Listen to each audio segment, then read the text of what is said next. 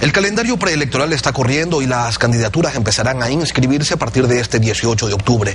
País, al igual que otras organizaciones políticas, han venido desarrollando elecciones primarias para ir escogiendo, ir definiendo quiénes serán sus candidatos.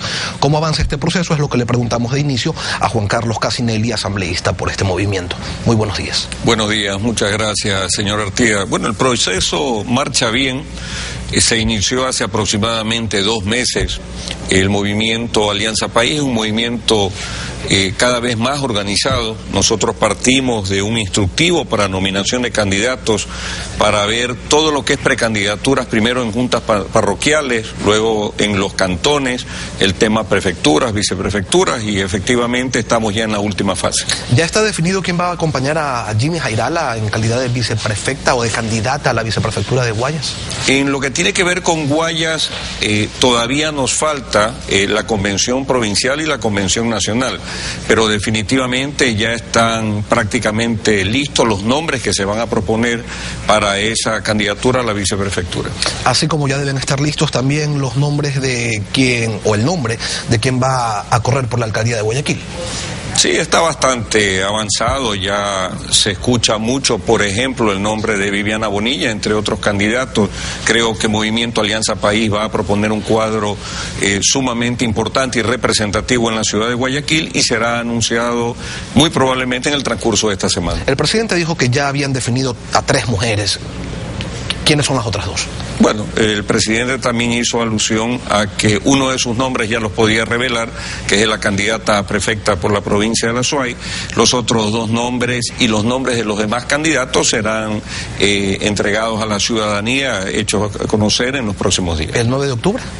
Probablemente sería un momento, me parece, importante para oficialmente hacer conocer nuestros candidatos, sobre todo en la ciudad de Guayaquil. ¿Habrá asambleístas que dejen sus curules para ser candidatas? En el caso de las asambleístas Robles y Vázquez, como posibles candidatas por Milagro, para la alcaldía de Milagro y de Durán. Bueno, en el caso de Durán suena con mucha fuerza por los resultados del monitoreo que hacemos de la voluntad ciudadana. En el caso de Durán, Alexandra Arce.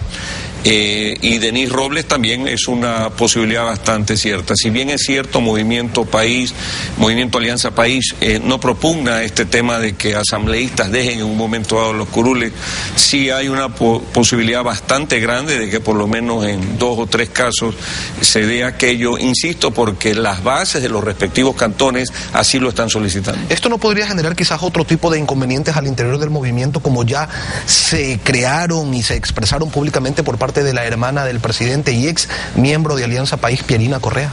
El tema de Pierina ya fue superado internamente, como lo dijimos en su momento, pues el movimiento Alianza País tiene permanentemente una discusión interna dentro de lo que tiene que ver con la política. El asunto de las candidaturas y sus eventuales inconvenientes son parte del quehacer político. Sin embargo, en Movimiento Alianza País ese tema está prácticamente superado y vamos sin ningún problema a las precandidaturas. Volviendo al tema de la candidatura de la alcaldía de Guayaquil, ¿ustedes qué tipo de previsiones están tomando, sobre todo después de la mala experiencia que vivieron con la candidatura de María de los Ángeles Duarte? Me refiero a mala experiencia electoral, que los llevó a obtener tan solo un 29% frente al 68% de Jaime Nebot. ¿Cuáles son los criterios que los lleva a pensar que en esta ocasión sí van a lograr revertir la decisión sostenida de la mayoría de habitantes de Guayaquil de apoyar un modelo o un tipo de gestión?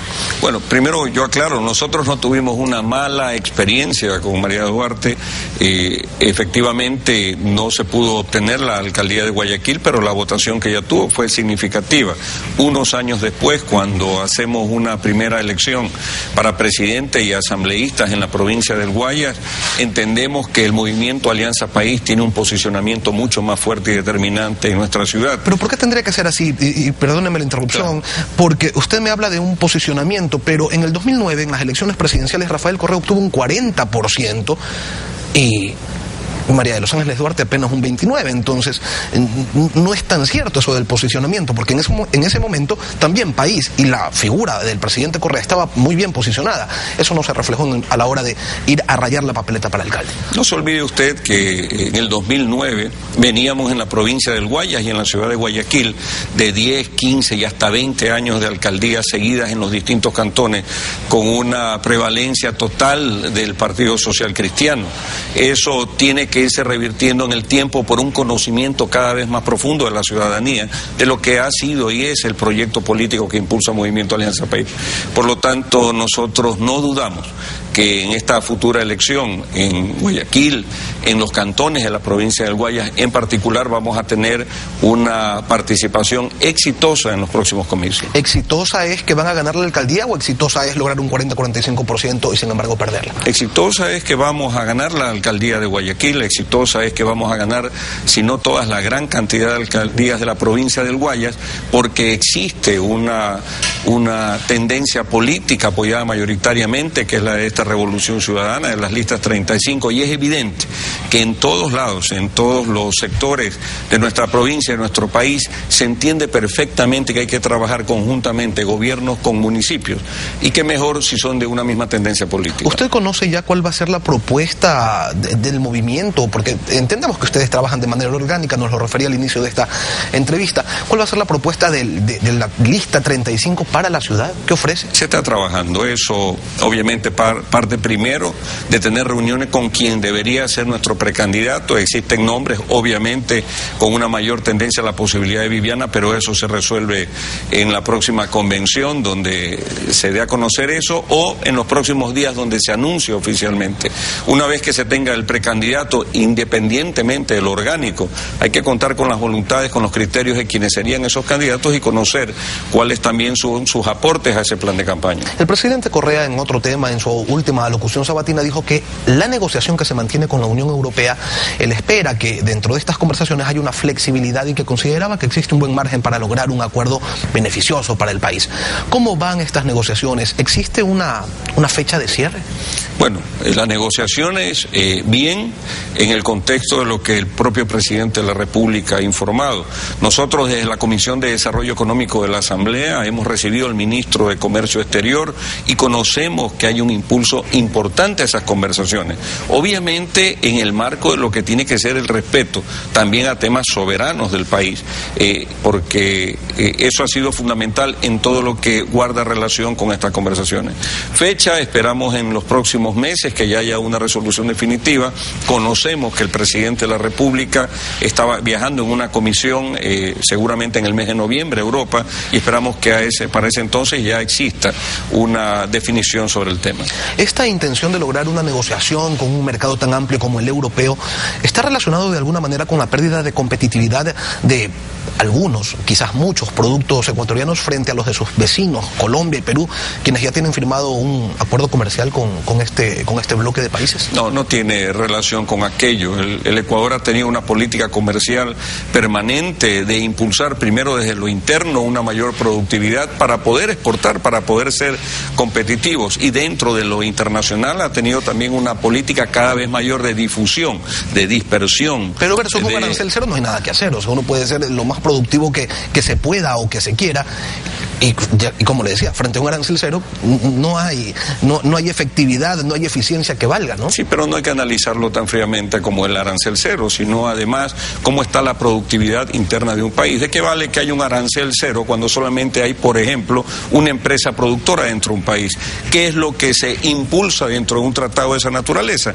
No necesariamente el desarrollo del país, sino únicamente el desarrollo de determinados sectores. Por eso es que ambas cosas tienen que ir de la mano, ¿no? Nosotros, por supuesto, por eso es que se habla de una discusión para buscar acuerdos, pero acuerdos que beneficien a ambas partes, no solamente a una. Ahora, en otro tema, el presidente de la República remitió a la Asamblea un proyecto de reformas al Código de la Democracia, en las cuales propone que se prohíba la designación como candidatos a los familiares del presidente y vicepresidente de la República, de los ministros y de quienes ejerzan la función ejecutiva en los gobiernos autónomos descentralizados.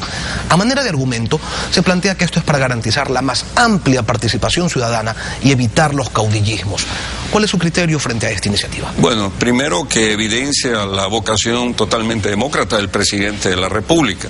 Segundo, que en el contexto de lo que sería el proyecto en la discusión de la comisión que lo vaya a conocer, en lo que yo he podido revisar porque recientemente ingresó a la Secretaría, no sería un proyecto de ley aplicable a este periodo, toda vez que el mismo Código de la Democracia establece que luego de un año recién pudiera proponerse este tipo de situaciones. Por lo tanto, en el evento de que se apruebe algo, debería, creo yo, tener una transitoria. Pero en todo caso, insisto, es un tema que está dentro de ese espíritu demócrata del presidente. Sin embargo, en la Asamblea tenemos que revisarlo para buscar que el resultado final de ese proyecto en el evento de que se ha impulsado tenga una clara determinación de qué es lo que se busca impedir en un momento dado. Pero es demócrata pese a que se contrapone claramente el artículo 11 de la Constitución, que señala que no se pueden anular ni restringir derechos, entre ellos el de elegir y ser elegido. Cuando digo demócrata me refiero a que el presidente claramente marca